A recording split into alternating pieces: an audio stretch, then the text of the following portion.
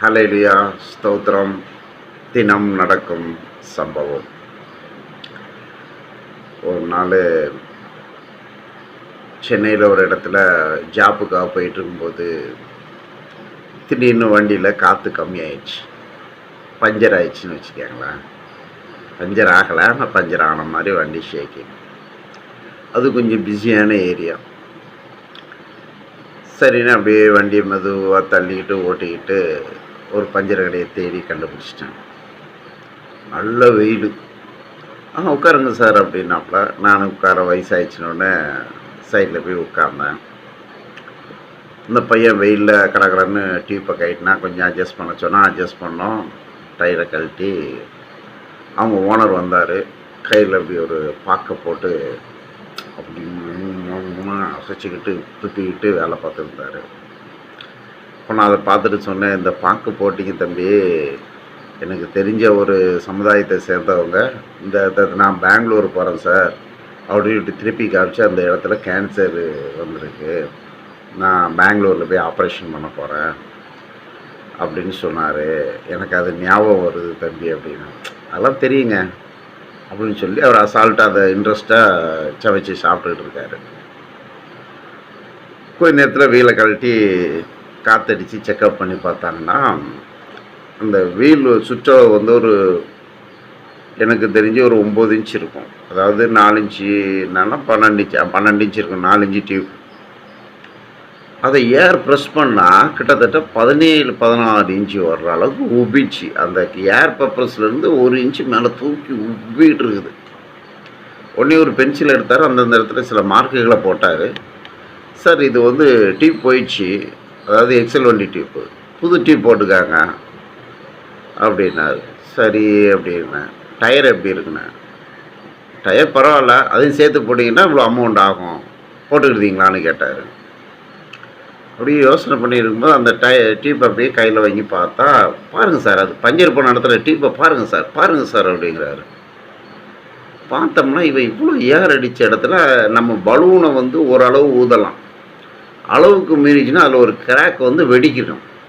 அந்த வெடிக்கிற காலத்துக்கு முன்னக்கூட்டி அதை ஸ்டாப் பண்ணி புத்திசாலித்தனமாக நம்ம கையில் கொடுக்குறாரு. சார் இது டியூப்பு போச்சுன்ட்டு. உடனே பஞ்சரு தண்ணியில் முக்கி பார்த்தீங்களான்னு கேட்டேன். இல்லை சார், அது டியூப்பை பார்த்த உடனே தெரியுது அப்படின்னாரு. சரி, எதுக்கு தண்ணியில் முக்கி பாருங்களேன்னா, இப்போ தண்ணியில் முக்கி பார்க்குறதே இல்லை, அப்படியே நுர தண்ணியை வச்சு ப்ரெஷ்ஷு இருக்குது, அதை அப்படியே அடித்தாங்கன்னா அதில் ஏர் பப்புள்ஸ் வந்தால் காமிச்சிருந்து நல்லா புத்திசாலி தரணும், அட்வான்ஸ். அதையும் தடவி பார்த்தா பஞ்சரே இல்லை. ஆக்சுவலி என்ன ஆயிருக்குன்னா, நான் டெய்லி இந்த வெயில் காலத்துலேயும் மழை காலத்துலேயும் பெட்ரோல் போடும்போது 35 பாயிண்ட் 5 பாயிண்ட் எக்ஸ்ட்ரா 40, பேக் வந்து 25 பாயிண்ட் 30, 5 பாயிண்ட் எக்ஸ்ட்ரா வச்சு 5 ரூபாயை கொடுத்தா 10 ரூபாய் எடுத்து டெய்லி நான் செக்கப் பண்ணிடுவேன். ஏன்னா வண்டியில் வந்து காற்று சரியாக இல்லைன்னா சீக்கிரத்தில் டயரும் அடி வாங்கும், டியூப்பும் அடி வாங்கும். நம்ம டெய்லி செக்கப் பண்ணிடுறதுனால எனக்கு டயர் டியூப் லாங் லைஃப் வரும். இப்போ இந்த டயர் டியூப் போட்டே நல்லா இயர் இருக்கும், வருஷத்தையே தாண்டி இருக்கும். அதில் பஞ்சரே இல்லை. அப்போ இவன் புழுவுறான், இவ்வளோ அடிக்கக்கூடாது அப்படின்னு சொல்லிட்டு, என்கிட்ட கொஞ்சம் காசு கம்மியாக இருக்குது, நான் அடுத்த முறை வந்து நான் இங்கேயே டயர் டியூப்போட மாற்றிக்கிறேன், நீங்கள் இப்போ அதையே மாட்டி விடுங்க அப்படின்னு. அப்படி தலையை குனிஞ்சிட்டு ஓகேன்னு சொல்லிட்டு கரெக்டாக மாட்டி விட்டாங்க. கிட்டத்தட்ட இப்போ ஒரு மாதம் ஆகுது, ஒரு பிரச்சனை இல்லை, வண்டி ஓடிக்கிட்டு இருக்கு. என்ன பிரச்சனைனா, அந்த பங்குகளை வந்து அடிக்கும்போதோ இல்லை எங்கேயே அடிக்கும்போது சில டைமில் அந்த பின்னு வந்து லாக் ஆகிடும். லாக் ஆகிடுச்சுன்னா அந்த ஏர் கொஞ்சம் கொஞ்சமாக ரிலீஃப் ஆகி பஞ்சர் மாதிரி ஆகிடுது. இதுதான் நடந்தது. இப்போ இதை ஏன் இங்கே சொல்லணுன்னு கேட்குறீங்களா? ஆமாங்க, இந்த உலகத்தில் மகா புத்திசாலிங்கெல்லாம் இருக்கிறாங்க. அதே மாதிரி நாம் எந்த இடத்துல பிறந்திருக்கோமோ, எந்த இடத்துல வளர்ந்துருக்கோமோ, எப்படி வளர்ந்துருக்கோமோ அது பிரச்சனை இல்லை. எனக்கு ஒரு நல்ல படித்த முதிர்ந்த ஒரு பெரியவர் ஒரு வழிபாட்டு ஸ்தலத்தில் என்னை உட்கார வச்சு பார்த்து ஒரு அறிவுரை கூறினாங்க. அதை என்னால் மறக்கவே முடியாது. ஏன்னா நான் சின்ன வயசில் ஒரு கடையில் வேலை செய்யும்போது அவங்க ஒரு ரிட்டையர்ட் ஆகி அந்த இதில் ஒரு அக்கௌண்ட் எழுதுறதுக்காக வந்திருந்தாங்க. அவங்க சொன்னாங்க, தம்பி உட்காருங்க அப்படின்னு உட்கார வச்சுட்டு, ஒரு ரூபாய் எடுத்துகிட்டு இதுக்கு பேர் என்ன தெரியுங்களா அப்படின்னு கேட்டாப்புல. காசு, பணம், நாணயம். நாணயமாக இருக்கணும்னு சொல்லுவாங்க இல்லையா, நாணயம். நாணயங்கிறது ஒரு பக்கம் ராஜா இருக்குது, ஒரு பக்கம் பைசா இருக்குது. ராஜாவாக இருக்கிறது நீதி, நேர்மை, நிதானம், பொறுமையாக இருக்கணும். ஸோ உண்மையாக இருக்கணும். இந்த பக்கம் இருக்குது பொய் உலகம். இந்த உலகம் தான் இருக்குது. உங்கள் ஓனர் இதில் வந்து 2ஆம் நம்பர். ஆமாம், நான் அப்போ வேலை செய்த ஓனர் 2ஆம் நம்பர் பிஸ்னஸ் தான் பண்ணுவார், 2ஆம் நம்பர் வாழ்க்கை தான் உள்ளவர், பெரிய கோடீஸ்வரன். இந்த பக்கம் இருக்கிறது ராஜா. இது வந்து நீதியாக இருக்கணும். நீயோ ஏழைப்பட்ட குடும்பத்தில் பிறந்தவன். நீயோ ஏழைப்பட்ட குடும்பத்தில் பிறந்தவன். ஆகையால் இந்த நாணயத்தில் இருக்கிற ராஜா மாதிரி இருக்கணும்.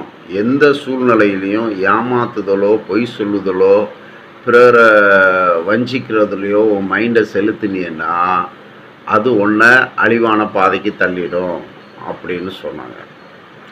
நம்ம வாழ்க்கையில் சின்ன சின்ன நேரங்களில் நண்பர்களை பார்த்து, ஃப்ரெண்ட்ஷிப்பை பார்த்து, எதிர் வீட்டுக்காரங்களை பார்த்து, பக்கத்து வீட்டுக்காரங்களை பார்த்து நம்ம மனசுகள் மாறும். வேதம் சொல்லுதில்ல, துன்மார்க்கர் உட்கார இடத்தில் உட்காராமலும், பரியாசக்காரர் உட்கார இடத்தில் நில்லாமலும், இரவும் பகலும் கர்த்தருடைய வேதத்தில் தியானமாக இருக்கிற மனுஷன் பாக்கியவான். நான் உடனே தெரிஞ்சிடலங்க. ஆனால் சில இடங்களில் கொஞ்சம் அந்த மனசு மாறுற நேரங்களில் அந்த பெரியவர் சொன்ன வார்த்தை வந்து எனக்கு அப்படியே மனசில் தட்டி தட்டி தட்டி தட்டி இந்த துன்மார்க்கமான காரியங்களுக்கு போகிறதுல என் மனசு அப்படியே கொஞ்சம் தூரமாக வந்துட்டு, இப்போ அதிகமாக பணம் சம்பாதிக்கணும்னு ஆசை காட்டி நம்மளை இழுத்தாங்கன்னா, அதாவது தன்னுடைய தொழிலில் 2ஆம் நம்பர் விதமாக பைசா சம்பாதிக்கணுங்கிற எண்ணம் கொண்டு இழுத்தாங்கன்னா, அந்த பெரியவர் சொன்ன வார்த்தையை நான் அப்படியே தட்டி தட்டி தட்டி தட்டி தட்டி கொஞ்சம் கொஞ்சமாக கொண்டு வந்துக்கிட்டு இருக்கு. முழு பரிசுத்தனும் இல்லை, முழு பாவமில்லை. வேதத்தில் சொல்லுது, மிஞ்சின நீதிமானாக இராதே, மிஞ்சின துஷ்டராக இராதே, காலத்துக்கு முன்னே மறித்து போவதனால் உனக்கு என்ன லாபங்கிற வசன பிரகாரம் சில இடங்களில் நம்ம ஏழையாக பிறந்தவங்க தப்பான காரியம் வரும்போது கொஞ்சம் விலகிக்கிறோம். பணக்காரங்க தப்பு பண்ணால் தொழில், ஏழையாக பிறந்தவன் சின்ன தப்பு பண்ணாலும் திருடாயிடுங்க. அதனால் ஜாக்கிரதையாக இருக்கணும். இந்த வீடியோ பார்க்குறது தப்போ ரைட்டோ நல்லதோ பாருங்கள். எனது மேனேஜர் மகா புத்திசாலிகள். ஆமேன். அல்லேலூயா.